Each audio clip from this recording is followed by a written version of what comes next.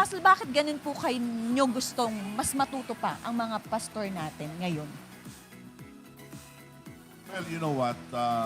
Knowledge is a basic ingredient for success. And from knowledge, we can gain wisdom. Kasi ang knowledge is gaining, gathering information. And not just information, but right information. Wisdom is the proper application of your knowledge. So you will not have wisdom unless you, first of all, have knowledge. Exactly po. And this is really how things get to become successful. Kaya ang Christianity in general is a religion of knowledge and wisdom. Tingnan ninyo, binigyan tayo ng Diyos ng Biblia. Opo.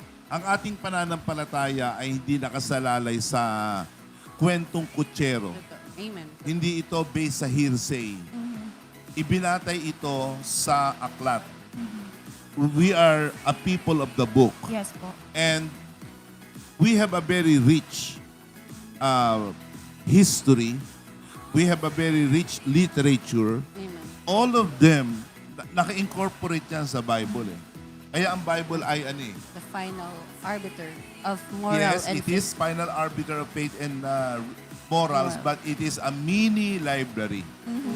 Mini library. May history, may prophecy, may autobiography, may biography, may poetical, so on and so forth. Merong special literature siya na apocalyptic literature such as Daniel and Revelation. So, when you read that, you gain knowledge.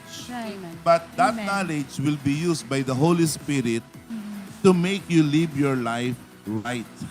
So, ganun kahalaga sa atin at sa ating mga manggagawa na maging palabasa, Amen. magbulay ng Biblia, at ang banal na Espiritu ang tutulong sa atin na ito ay ating maisakatuparan. Praise Amen. God.